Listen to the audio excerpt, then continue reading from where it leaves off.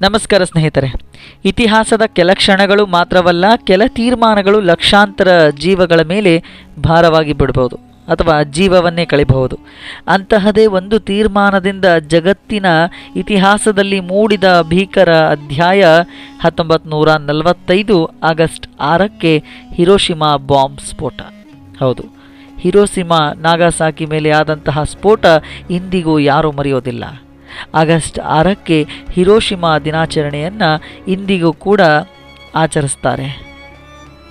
ದೇಶದ ಶಾಂತಿಯ ಬಗ್ಗೆ ಇಂದಿಗೂ ಕೂಡ ನೆನೀತಾರೆ. ಇದು ಕೇವಲ ಒಂದು ಸ್ಫೋಟವಲ್ಲ, ಇದು ಮಾನವೀಯತೆ ಎದ್ದು ನೋಡಿದ ಒಂದು ಕೂಗು. ವಿಜ್ಞಾನದ ದುರ್ವಿನಿಯೋಗ ಅಂತ ಹೇಳಿದ್ರೂ ಕೂಡ ತಪ್ಪಾಗೋದಿಲ್ಲ. ಮರ್ಯಾದೆಗಳ ಮೀರಿದ ರಾಜಕೀಯ ಆಟವೂ ಕೂಡ ಇಲ್ಲಿ ನಾವು ಕಾಣಬಹುದಾಗಿದೆ. ಅಷ್ಟಕ್ಕೂ ಆ ದಿನ ಏನಾಯಿತು, ಯಾಕಾಯಿತು ಹಾಗೂ ಇದರಿಂದ ಆದ ಪರಿಣಾಮ ಏನು, ಪ್ರಸ್ತುತ ಈಗಿನ ಪರಿಸ್ಥಿತಿ ಹೇಗಿದೆ, ಈ ಎಲ್ಲದರ ಬಗ್ಗೆ ಸಮಗ್ರವಾಗಿ ಒಂದೇ ವಿಡಿಯೋದಲ್ಲಿ ನಾನು ಮಾಹಿತಿಯನ್ನು ಕೊಡ್ತೇನೆ. ನನ್ನ ಚಾನಲ್ ಇಷ್ಟ ಆದಲ್ಲಿ ಶೇರ್ ಮಾಡಿ, ಲೈಕ್ ಮಾಡಿ ಹಾಗೂ ಸಬ್ಸ್ಕ್ರೈಬನ್ನು ಮಾಡಿ. ಸ್ನೇಹಿತರೆ, ಇದು ಕೇವಲ ಒಂದು ನಗರದ ನಾಶದ ಕಥೆಯಲ್ಲ. ಇದು ಮಾನವೀಯತೆಯ ಮೌಲ್ಯವನ್ನು ಸುದೀರ್ಘವಾಗಿ ಪ್ರಶ್ನೆ ಮಾಡಿದಂತಹ ಕ್ಷಣದ ಕಥೆ ಅಂತ ಅಂದರೂ ಕೂಡ ತಪ್ಪಾಗೋದಿಲ್ಲ. ಇದು ವಿಜ್ಞಾನದಿಂದ ಹುಟ್ಟಿದ ಭೀಕರ ಪ್ರಹಸನ ಹಾಗೂ ಅದರ ಪರಿಣಾಮ ಅಂತ ಹೇಳಿದ್ರೂ ತಪ್ಪಾಗೋದಿಲ್ಲ. ಅದು 1945 ಜಗತ್ತಿನಲ್ಲಿ ದ್ವಿತೀಯ ಮಹಾಯುದ್ಧದ ನಂತರ ತನ್ನ ಅಂತಿಮ ಹಂತವನ್ನು ತಲುಪಿತ್ತು. ಜರ್ಮನಿ ಶರಣಾಗತವನ್ನು ತಲುಪಿತ್ತು. ಆದರೆ ಜಪಾನ್ ಮಾತ್ರ ಇನ್ನೂ ತನ್ನ ಸೇನೆ ಮತ್ತು ಕಾವಲನ್ನು ಕೆಳಮಟ್ಟಿಗೆ ಇಳಿಸುತ್ತಲೇ ಇರ್ತಾ ಇತ್ತು. ಅಮೆರಿಕದ ಅಧ್ಯಕ್ಷ ಆಗಿನ ಹ್ಯಾರಿ ಟ್ರೂಮನ್ ಅವರು ಒಂದು ತೀರ್ಮಾನವನ್ನು ಮಾಡಬೇಕಾಗಿತ್ತು. ಹೆಚ್ಚು ಸೈನಿಕರು ಕಳಿಸಿದ್ರೆ ಪ್ರಾಣ ಕಳೆದು ಭೂಮಿಯಲ್ಲಿ ಯುದ್ಧ ಮುಂದುವರಿಸೋದಕ್ಕೆ ಸಾಧ್ಯವಾಗೋದಿಲ್ಲ. ಅದಕ್ಕೆ ಹೊಸ ಆಯುಧವನ್ನು ನಾನು ಬಳಸಬೇಕು ಅಂತ ತೀರ್ಮಾನ ಮಾಡಿ ಅಣುಬಾಂಬನ್ನು ಬಳಸೋದಕ್ಕೆ ಒಂದು ಉಪಾಯವನ್ನು ಹೂಡ್ತಾರೆ. ಇತ್ತ ಮಾರಕ ತಂತ್ರಜ್ಞಾನದ ತಯಾರಿ ಕೂಡ ಆಗ್ತಾ ಇತ್ತು. ಅಮೆರಿಕ ಕಳೆದ 5 ವರ್ಷಗಳಿಂದ ರಹಸ್ಯವಾಗಿ ನಡೆಸ್ತಾ ಇದ್ದಂತಹ ಮ್ಯಾನ್ ಹ್ಯಾಟರ್ ಯೋಜನೆ ಒಂದು ಅಣುಬಾಂಬನ್ನು ಸಿದ್ಧಪಡಿಸ್ತಾರೆ. ಅದರ ಹೆಸರೇ ಲಿಟಲ್ ಬಾಯ್. ಈ ಒಂದು ಬಾಂಬ್ ಯುರೇನಿಯಂನಿಂದ ಸಿದ್ಧಪಟ್ಟು ಮಾನವ ಇತಿಹಾಸದಲ್ಲಿ ಮೊದಲ ಜೀವಂತ ಅಣುಬಾಂಬ್ ಆಗಿ ಹೆಸರನ್ನು ಪಡೆಯುತ್ತೆ. ಈ ನಿರ್ಧಾರದ ಹಿಂದೆ ಒಂದು ಮಾತ್ರ ಕಾರಣವಿರಲಿಲ್ಲ. ಅದು ಭಯದ ಮತ್ತು ಬುದ್ಧಿಮತ್ತೆ ಮತ್ತು ರಾಜಕೀಯ ಹಾಗೂ ತಂತ್ರಜ್ಞಾನ ಮತ್ತು ಮನುಷ್ಯನ ಹೆಮ್ಮೆ ಮಿಶ್ರಿತ ನಿರ್ಧಾರ ಎಲ್ಲವೂ ಕೂಡ ಈ ಒಂದು ಯೋಜನೆಯಡಿ ತಯಾರಾಯಿತು. ಯುದ್ಧವನ್ನು ತಕ್ಷಣ ಕೊನೆಗೊಳಿಸಲು ಅಮೆರಿಕ ಭೀತಿಯಲ್ಲಿತ್ತು. ಭೂಸೇನೆ ಕಳಿಸಿದರೆ ನಮ್ಮ ಲಕ್ಷಾಂತರ ಸೈನಿಕರು ಸಾಯ್ತಾರೆ. ಅದಕ್ಕಾಗಿ ಈ ಒಂದು ಬಾಂಬ್ನಿಂದ ಯುದ್ಧವನ್ನು ಕೊನೆಗೊಳಿಸಬೇಕು ಅಂತ ಉದ್ದೇಶವನ್ನು ಮಾಡ್ತಾರೆ. ಅಣುಬಾಂಬ್ ಶಕ್ತಿ ಪ್ರದರ್ಶನ ಕೂಡ ಆಗುತ್ತೆ. ಇದು ನಿಖರವಾಗಿ ವಿಶ್ವಕ್ಕೆ ಸಂದೇಶ ಕೂಡ ತಿಳಿಸುತ್ತೆ.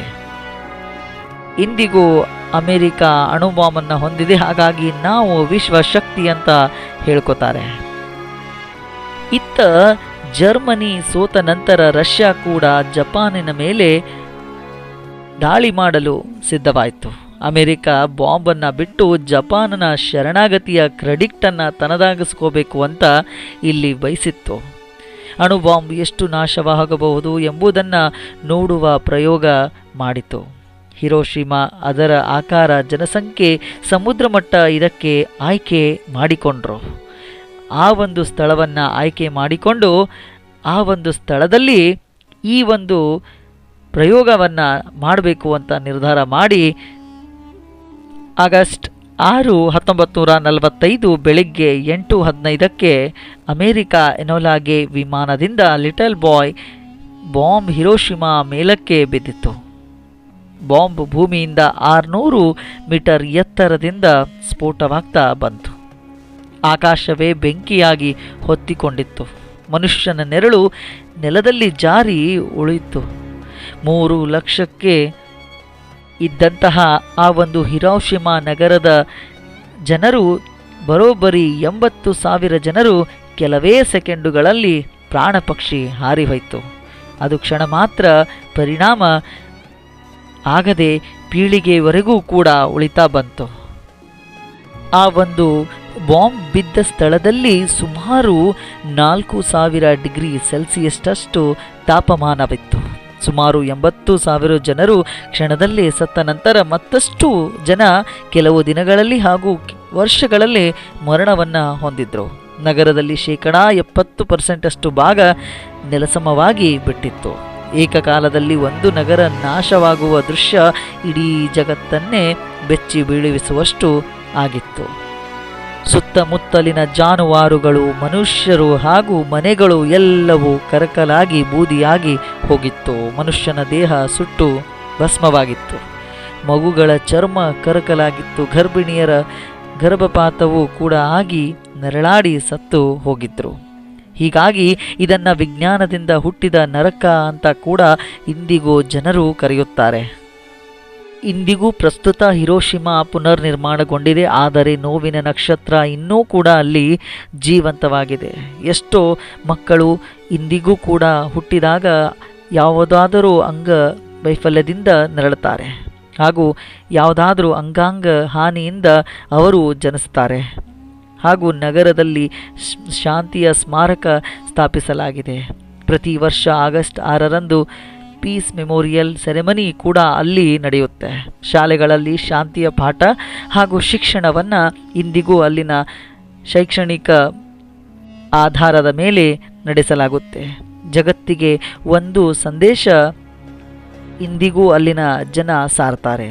ನೆವರ್ ಅಗೇನ್ ಅಂತ, ಭೀಕರತೆ ಇನ್ನೂ ಮರುಕಳಿಸಬಾರದು ಅಂತ ಇಂದಿಗೂ ಅಲ್ಲಿ ಹೇಳ್ತಾರೆ.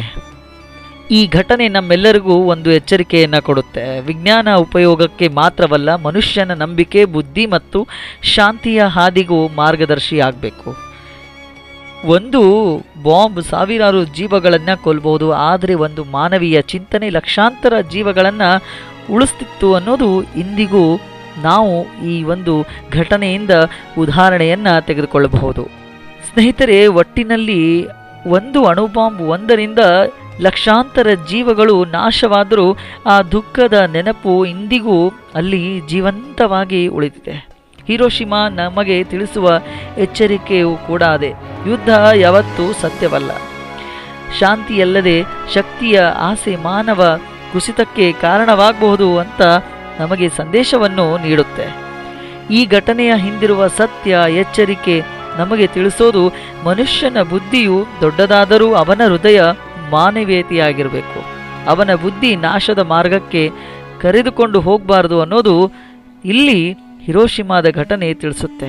ಕಾರಣ ಅದೆಷ್ಟೋ ಆಸೆಗಳು, ಅದೆಷ್ಟೋ ಕನಸುಗಳು, ಅದೆಷ್ಟೋ ಪೀಳಿಗೆ ಮುಂದೆ ನಾನು ಯಾವುದಾದ್ರೂ ಸಾಧನೆಯನ್ನು ಮಾಡಬೇಕು ಅನ್ನೋ ಆಸೆಯಲ್ಲಿ ಇತ್ತು. ಆದರೆ ಆ ಒಂದು ಘಟನೆ 80,000 ಕನಸುಗಳನ್ನು ಸುಟ್ಟು ಬೂದಿಯಾಗಿ ಕರಕಲಾಗಿ ಮಾಡಿತು ಅಂತ ನಾವು ನೆನಪಿಸಿಕೊಂಡ್ರೆ ನಮ್ಮ ಮನಸ್ಸಿಗೆ ಆಗುವಂತಹ ನೋವು, ದುಃಖ ಹೇಳುವುದಕ್ಕೆ ಸಾಧ್ಯವಾಗುವುದಿಲ್ಲ. ಇದು ಹಿರೋಶಿಮಾ ಘಟನೆಯ ಬಗ್ಗೆ ಒಂದೇ ವಿಡಿಯೋದಲ್ಲಿ ಸಂಕ್ಷಿಪ್ತ ಮಾಹಿತಿಯನ್ನು ನಾನು ತಿಳಿಸಿದ್ದೀನಿ ಅಂತ ನಿಮಗೆ ತಲುಪಿಸಿದ್ದೀನಿ ಅಂತ ಅನ್ಕೋತೀನಿ. ಮುಂದಿನ ವಿಡಿಯೋದಲ್ಲಿ ಹೊಸ ಮಾಹಿತಿ ಜೊತೆಗೆ ಮತ್ತೆ ಸಿಗೋಣ. ಧನ್ಯವಾದಗಳು.